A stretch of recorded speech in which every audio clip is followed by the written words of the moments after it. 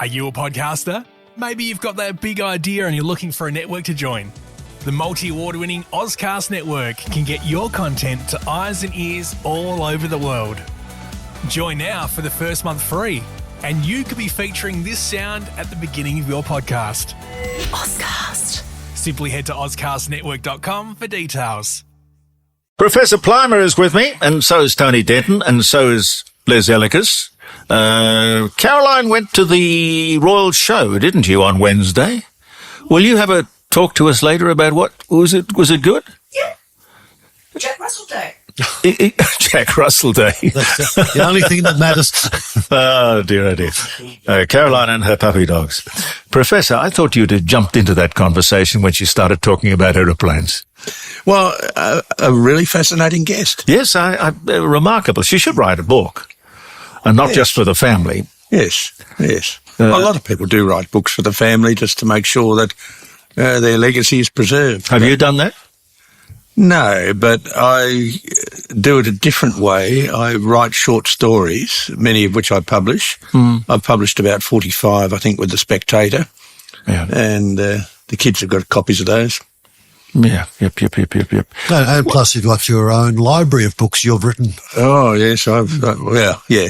The problem is when I snap my hobbles, who's going to clean up the mess? Snap your hobbles? What a quaint way of putting it. Going to greener pastures is a nicer way of putting it. No, well, look. Yeah, one of the interesting things about Priscilla was that it was filmed in the Palace Hotel in Argent Street, Broken Hill, corner of Argent and Sulphide Street. Uh-huh.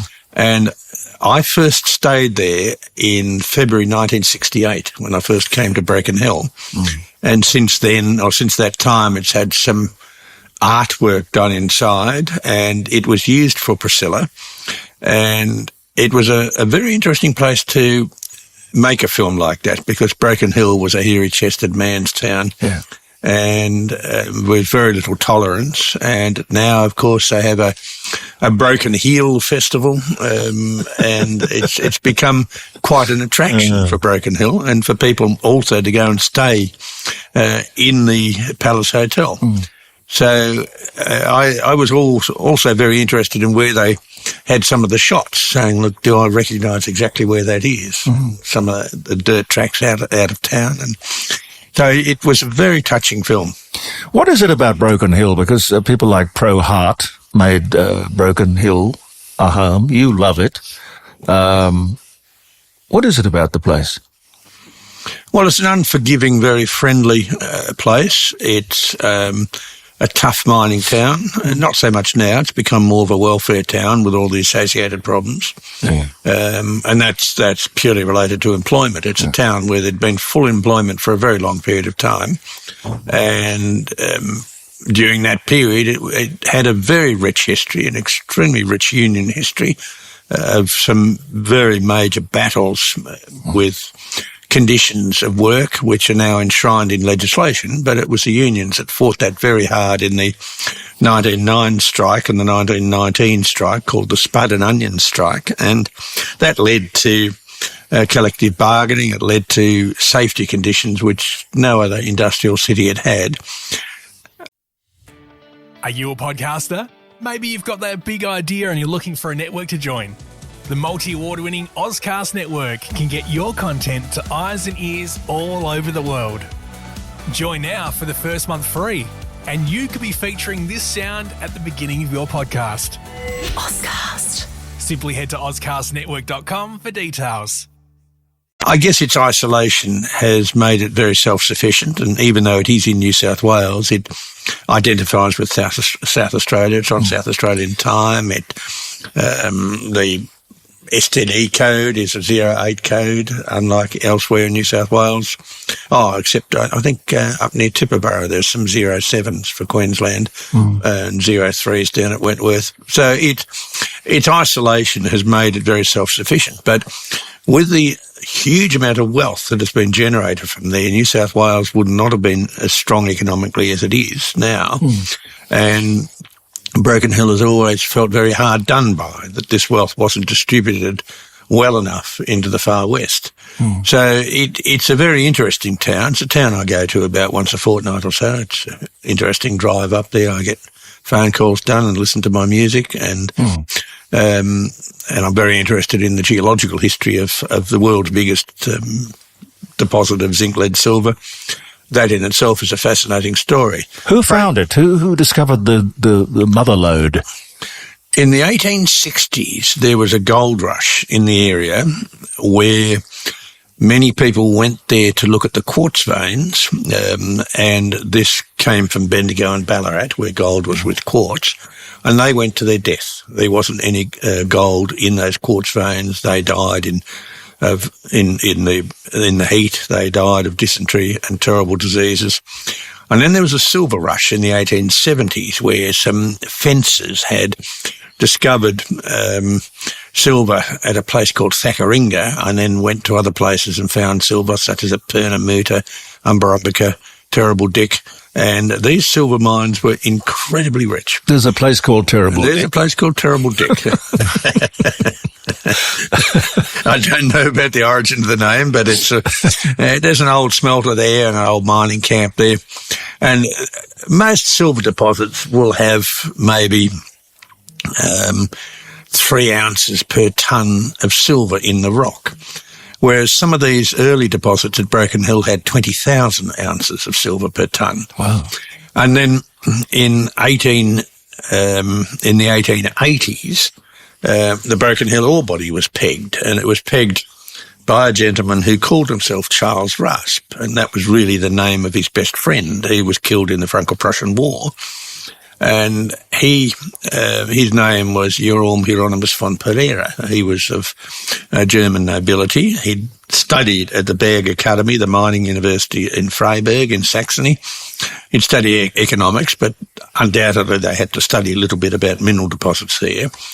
And he pegged this hill, which was black, hard and heavy. He pegged it for silver, which was in accord with the silver rush in the area. But he also pegged it for tin. And in the Erzgebirge, in that part of Saxony, there were a number of tin deposits that were associated with silver. The main tin mineral is black, hard and heavy, cassiterite. And he pegged on the 3rd, 5th and 7th of September 1883, he pegged 7 leases. What a memory. He was a boundary rider on the Mount Gipp station, given strict instructions that they were not allowed to be involved in the silver boom. But he was known as a walking encyclopedia. He could speak 3 or 4 languages. He was clearly a highly educated man.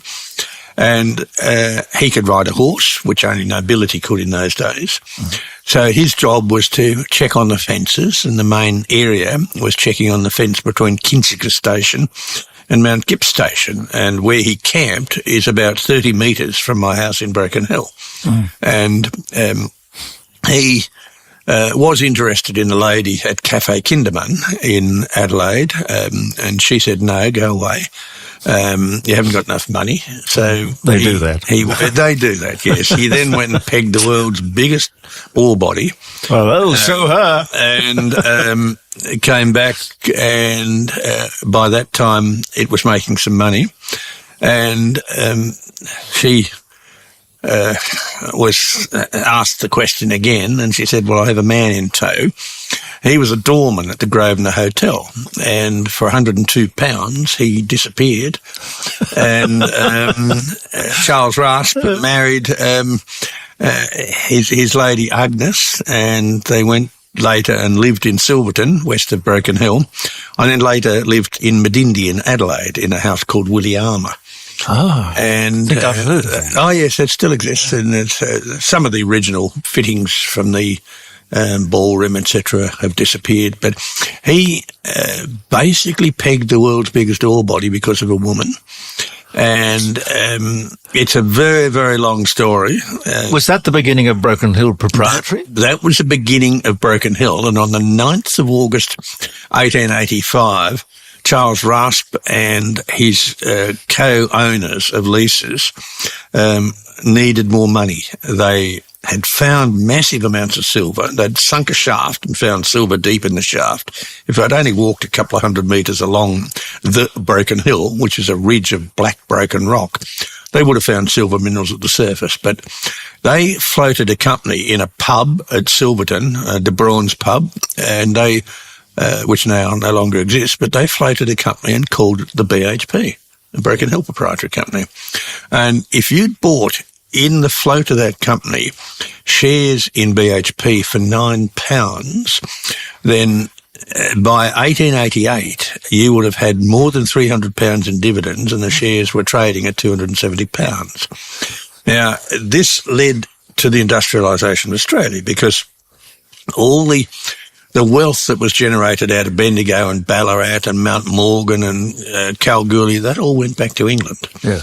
But Broken Hill was floated with shareholders from Adelaide and Melbourne, no one from Sydney, and from Silverton. And that led to the money staying in Australia, and that money then went to build smelters, build coal mines, build the steelworks at Whyalla and Newcastle, build the Commonwealth Aircraft Corporation, etc. So it was the money that came out of Broken Hill that led to the industrialisation of Australia. It also led to the training of some absolutely wonderful people.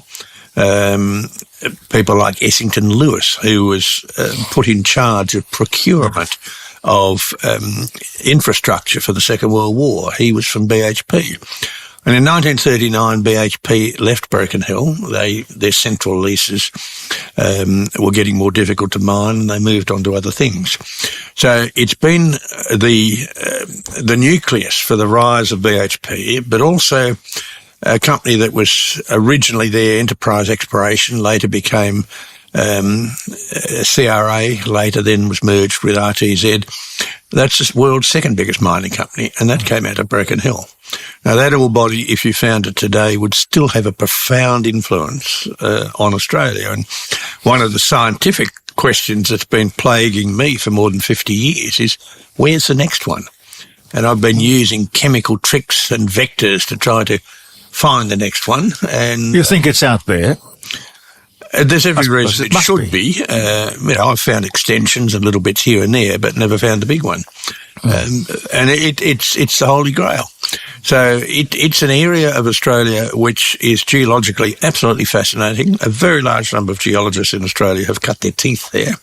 A very large number of great industrialists were born in Broken Hill, like Sir Maurice Morby, and built Broken Hill companies. Baillieu family, for example, in Melbourne.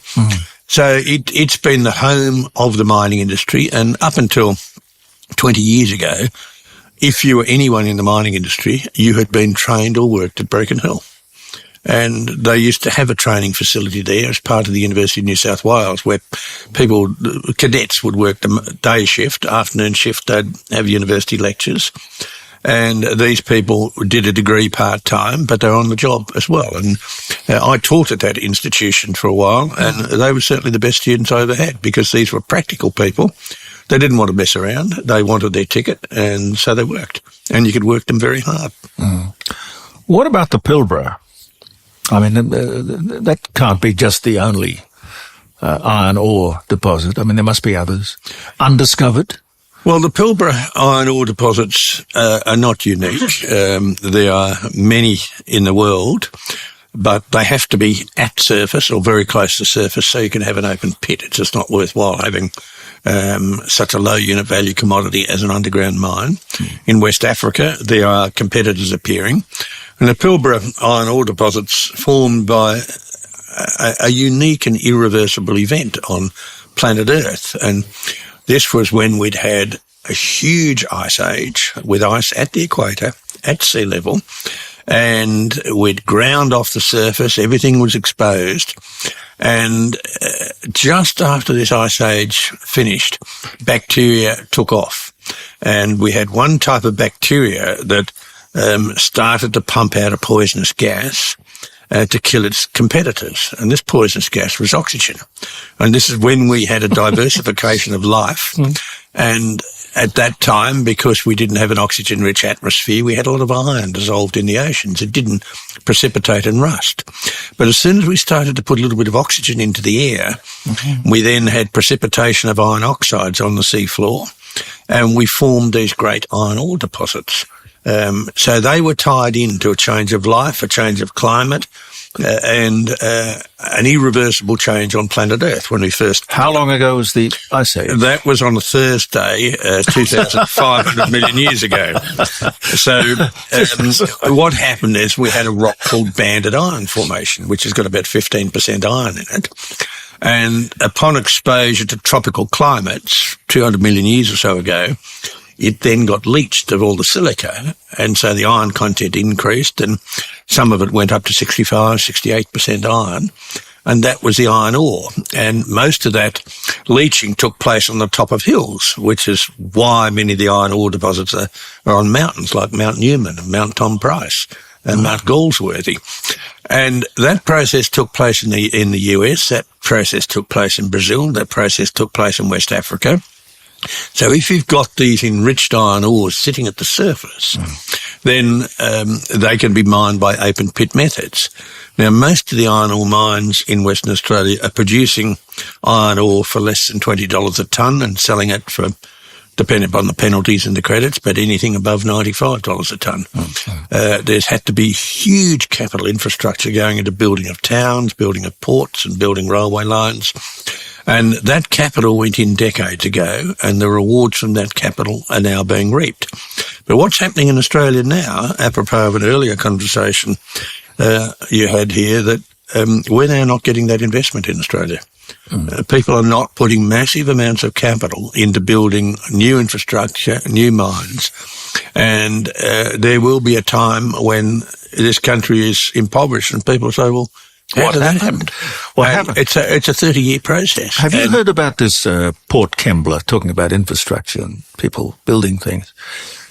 Apparently it's a Twiggy Forest venture, but it is because of government policies, I would guess, for the very first time, we are going to build the first gas import terminal at Port Kembla, because here we are with all of this gas and resources, and we export. We're going to have to import the gas because we're being told that on the eastern seaboard there's going to be a significant shortage of gas. Well, Jeremy, it's worse than that. We export a lot of gas out of Gladstone, and they're long-term contracts. And at the time when gas was worth nothing, long-term contracts were signed, and that gas is not being sold at market price. And the excess gas is going into the East Coast pipeline network. But inland from Port Kembla, we have some fabulous coal deposits, and these coal deposits are very gassy.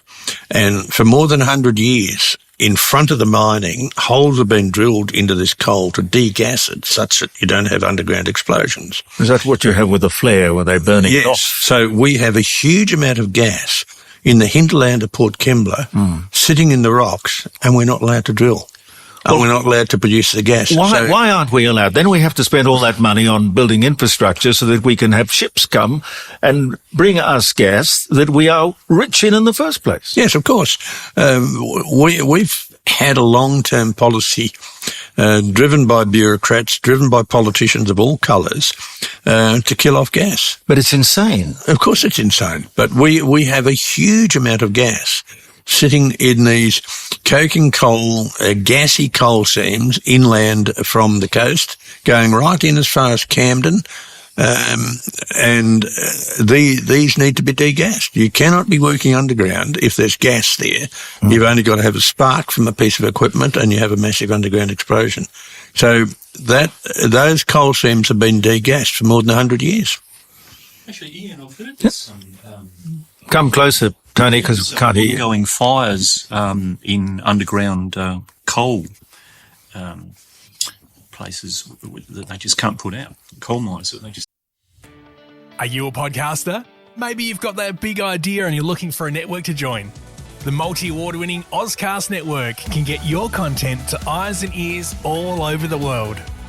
Join now for the first month free, and you could be featuring this sound at the beginning of your podcast.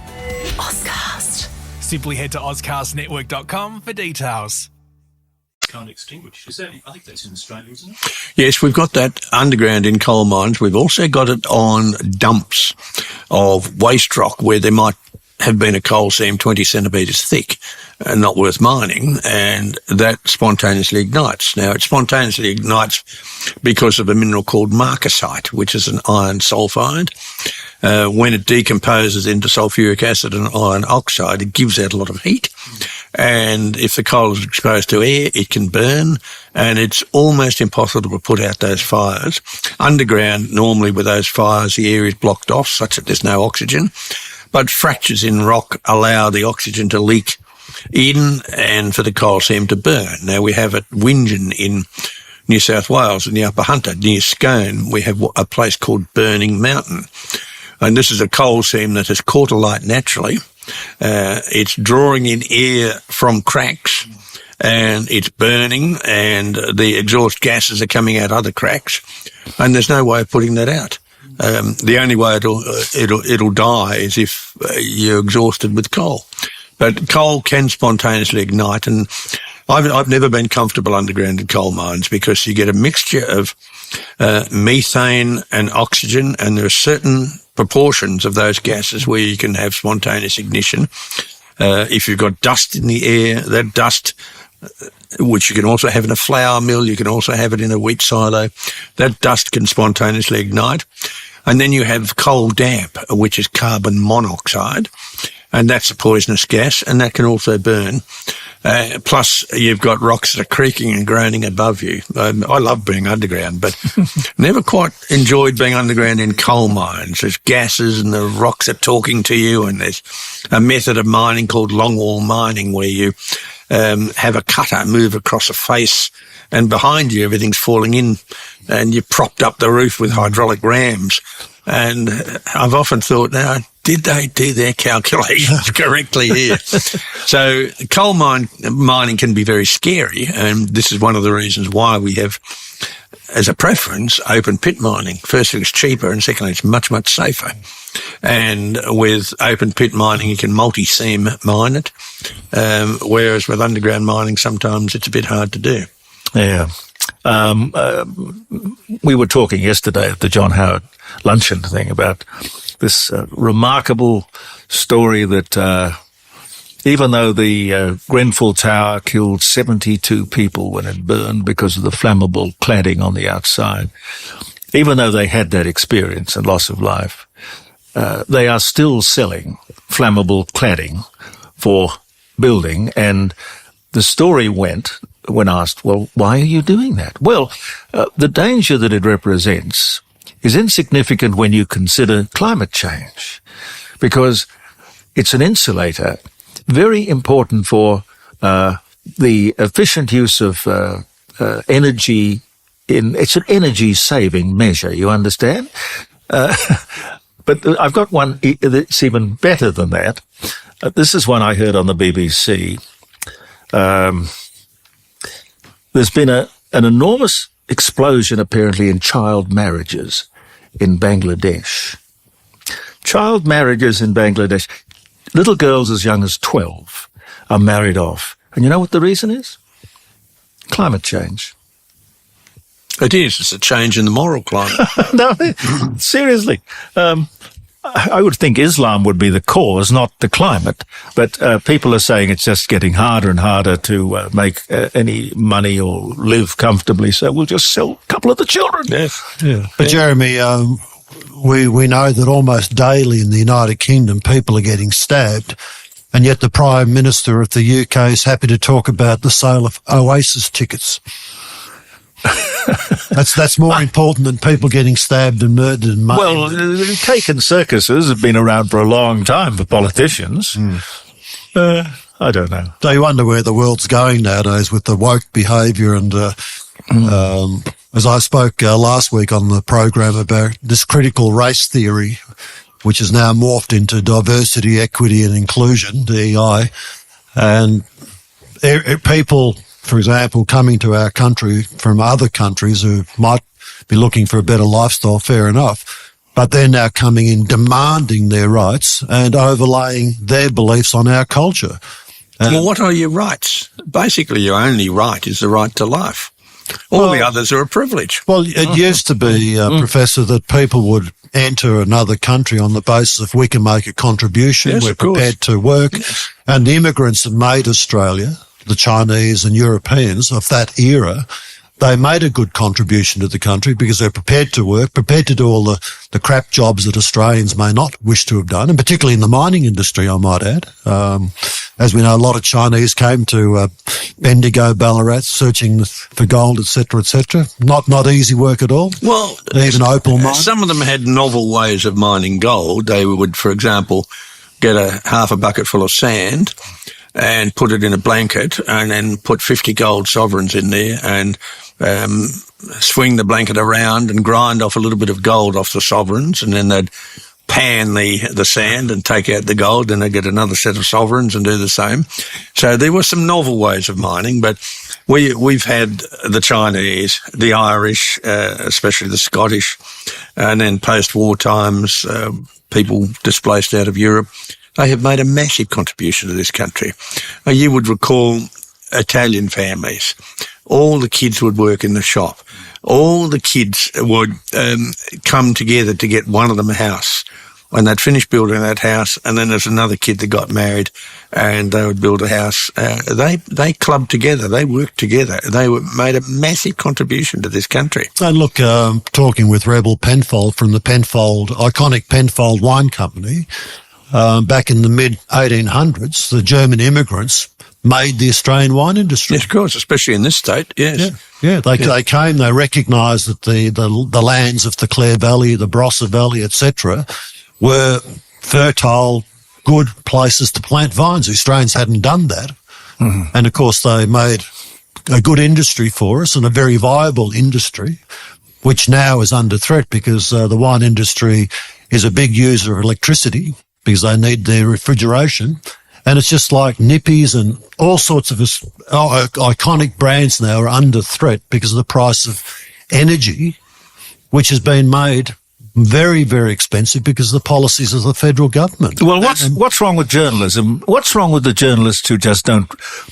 This is what should be on the front page of the paper. Well, it's an interesting subject, Jeremy, because Terry McCrann was on Sky News last night. Yes. And Terry McCrann... He's great. He has made a wonderful 50-year contribution to journalism and good journalism. We've talked to him often. He's a fantastic guest. Good investigative stuff. Yeah. He didn't overlay his personal preferences in his stories. He just told the facts, made the analysis, and he was asked a question last night, what's wrong with Australian journalism? He said, well, it's because the journalists now have their own agenda and they're putting their agenda into their stories. So... all right, where are the editors? Editors, the bloke who says, well, look, I'm sorry, go write this again. Yeah, the problem, Jeremy, is birds of a feather flock together. But you've also got commercial radio, commercial television and newspapers in a death spiral. And the way to sell more newspapers is to have a sensational story. And some of these stories require a little bit of thought, investigative journalism. They can't afford that. It's not sensation. And it's networks like this, you mentioned Sky, these are the networks that are actually penetrating with a diversity of opinions. And they're penetrating with people who quite often thoughtfully do nothing is their solution to a problem. Why aren't they trained? I'm assuming that in the old days you became a sort of a cub reporter or a cadet, and you, after so many years, you got a C grade, and then you became a B, and if you were lucky, you got an A or an A+. But you learned on the job, or I don't know, you learned at the feet of really great journalists of the day. I think we now have degrees in journalism, and I think that's completely destroyed the profession. Well, they're being taught, or they're being indoctrinated with some very strange stuff. And why don't they just sort of learn to say why, or show me how? Yeah. How? Explain that to me. But they just read the press release. That's the story, and the guy who's mouthing all this nonsense gets away with it scot-free. There's, I think, a way forward for people nowadays is to push a barrow. And journalists push their own barrow. Media pushes its own barrow. Politicians push their own barrow. And the pushing of the barrow is often not aligned with the true public sentiment. I mean, the public really now is being totally bypassed. If you look at the Western world and the way governments operate, the governments are now wanting to be more totalitarian in their behaviour. And it's like this lithium battery farm they want to produce down in Victoria.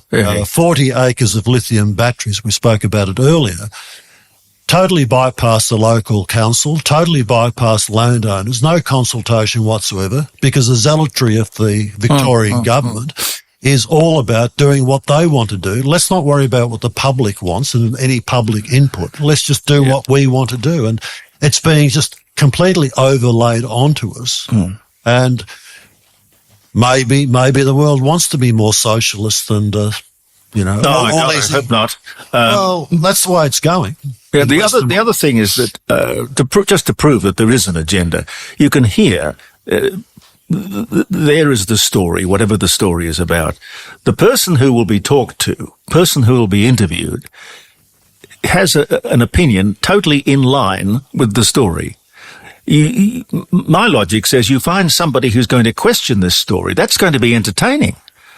And it's also going to be probably a lot more useful and a lot more factual. Well, I think the progress of humanity is that it's conversation, it's exchange of ideas, and it's the opportunity to debate subjects. And we don't have to become hypersensitive if someone has a different opinion to us. I think it's a case of we enrich ourselves by having the conversation, having the debate, and having a diversity of opinion. Yes. But at some point in all that, people have to be practical and realistic. And if we say, where's Australia going? And particularly with energy, where are we going? We're killing the goose that's laying the golden egg in this country. I mean, there'll be, the way we're going, there won't be any iconic brands in South Australia left. These organisations are falling daily. I mean, you hear every day another business going bust, whether it be a restaurant, cafe, a major business, this King Island Dairy. Well, you know the people who own King Island Dairy, they're the Canadians, the same company that did away with coon cheese. You can't say that. Well, I could say it. Well, look, I told you. Why not? What's wrong with coon cheese? I told you the story this morning, Jeremy, that Angie and I were up at Gawler and we're in front of the dairy cabinet and we're looking at cheeses, and my wife is a great one to be in the supermarket and look at labels and say, make this public announcement, this is made in China, I'm not buying that. And everyone stops to listen. But anyway, we're talking about cheese and we're talking about coon cheese, and a second person or third person joined the conversation. He said, this is ridiculous, changing an established brand name to something else just because some people might be offended. And then another person joined the conversation, and he announced to us that he felt exactly the same way, ridiculous idea. He wasn't offended. He was Aboriginal, and his surname was Coon, for God's sake. So Perfect. And Caroline's just brought this in, which is from the kitchen to the dining room table. King Island Dairy. This is their Kate Whitcomb, is it? Kate. Are you a podcaster? Maybe you've got that big idea and you're looking for a network to join. The multi-award-winning Ozcast network can get your content to eyes and ears all over the world. Join now for the first month free, and you could be featuring this sound at the beginning of your podcast. Ozcast. Simply head to ozcastnetwork.com for details. Whitcomb Double Brie. And on the back, Professor, it says, King Island is located at the western entrance of Bass Strait, the wild stretch of ocean between Tasmania and the Australian mainland. According to local legend, straw mattresses containing dried grass seeds were swept ashore from French and English shipwrecks in the 1800s and germinated in the rich soils of the island, creating pure, lush pastures. As a result, the cows on King Island are reputed to produce the sweetest milk in the land. It is this milk that the talented King Island dairy cheesemakers produce their award-winning, handmade, handcrafted cheese. To ensure they maintain their authenticity, King Island dairy products are produced on the island only with local milk. And that's going to close, and I don't know how many people are going to be out of work, but that's worth keeping, Caroline. No chance of them getting another job on the island. They're not No. industries on King Island. No. There's beef, there's kelp, and there's the grassy mine, the tungsten mine, and that's it. And I think look, there are issues of reality here. It's like the Reserve Bank governor yesterday making the comment, which she's already been criticised for. Given the state of the economy, she made the comment, some people will have to sell their homes. Oh, shock horror. But isn't this the realistic situation? It's cause and effect. Go to the cause. The cause is government policy. It's like saying magpie's swoop. Now, that's a true comment to make. Yes, because it's now the spring, it's the breeding season. Magpies protect their nest and protect their young. They swoop. Okay. It's a true comment. But a lot of the narrative that's being exposed and people are being fed a lie, like Australia's emissions is going to tip the world over. Oh, rubbish. Well, what a lot of crap. I mean, it's crap. I mean, 1% of the world's emissions, we're not going to make any difference what we do in this country, and yet we're destroying our economy. Yep, and if you want to know how crooked the whole thing is, here is a man, Professor Plimer, an expert on climate change and just about everything else you can possibly think of.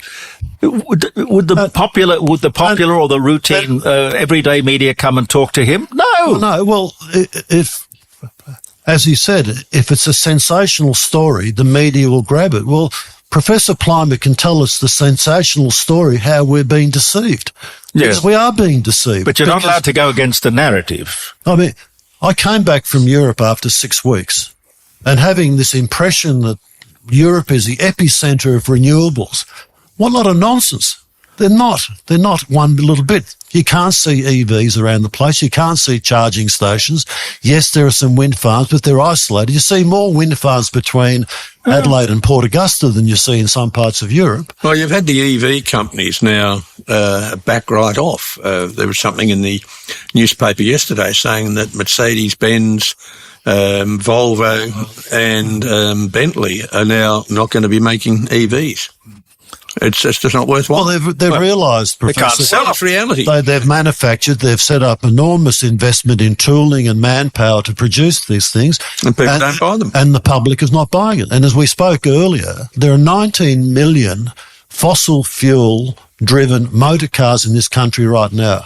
So if the government wants by 2050 for all of us to be driving electric cars, the environmental nightmare of discarding 19 million fossil fuel motor cars, well, what's going to happen with them? And that also reduces our own wealth, individual wealth, which is what the government is doing already with their economic policies, because people are having now to eat into their savings to survive. Mm-hmm. And where are we heading? I keep on saying, where are we heading with this? Mr. Chalmers is not offering any viable solution. No, he wouldn't do that. No, he wouldn't do that. Professor, I know you've got another appointment, but you let me know when you've got a... I'm to give a talk at the Convention Centre on critical minerals at 1:15. Oh, we've got time. We got time. And what are those critical minerals? The most critical material is energy. People are talking about lithium and graphite, and they've lost it. If you want to mine and process, you need energy, and it needs to be cheap and it needs to be reliable. So forget all these fancy elements in the periodic table. You need energy. No, particularly copper. Well, to make copper, you have to mine a rock, which involves diesel. You've then got to transport that to the mill, which involves diesel. You've then got to crush it, which involves a huge amount of electricity. You've got to grind it, which involves even more. Then you've got to float this heavy mineral by attaching air bubbles to it. And once you have the concentrate from flotation, you then need to transport that concentrate, and that's, again, using diesel. You've then got to put that on a ship. That's using bunker oil. You've then got to take it to a smelter, which uses energy to break down that copper iron sulfide, and out of that you make sulfuric acid. You've got a bit of iron as waste, and you've got the copper. And then once you've got that copper, you've then got to get it into solution. Then you've got to put it through electrolytic cells with huge amounts of electricity to precipitate copper metal on a cathode. So then you've got to transport that copper metal to the market. So you have at every single stage in mining a very common element. You have to use energy. And if we're going to go electric in this world, if we're going to go EVs, then we are going to need 35 times as much copper as we've ever mined in the history of humanity. It's just not there. And we haven't found it. And if we have found it, then your waste rock and the tailings are just monstrous. Professor, when I was in the Australian wine industry and we looked at what we call the prime cost of manufacturing our products, I mean, obviously the bottle the wine was in, the wine itself, the capsule, the cork, the cardboard box, all those costs were identified, which gave you a cost of producing a carton of wine. It was never, ever a situation where we ever considered what electricity costs, because the electricity costs were minuscule compared to the other componentry costs. In the mining industry, and what you refer to as the process for extracting copper and having the final product, nowadays, what sort of percentage of the cost of producing, let's say, a finished ton of copper would be electricity? Oh, it'd be well above 50%. Your labour is the next highest cost, but your energy includes diesel, and what you've got is an uncertainty of supply. And if you're running a refinery, you have to have huge amounts of electricity 24/7. If you're running an aluminium smelter, you can't have a lack of electricity because the aluminium freezes in the pots and that's it, you're finished. You might as well close down your business. So your biggest risk and your biggest costs are energy. Mm. It used to be labour, and labour costs are very high in Australia, which is why many of these operations now are automated.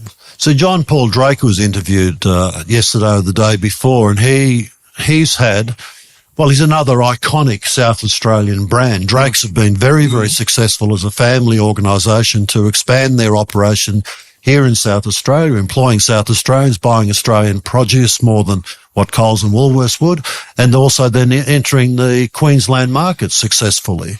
And here he is saying that his energy costs have skyrocketed, which has a major, major impact on his business for future expansion and other endeavours.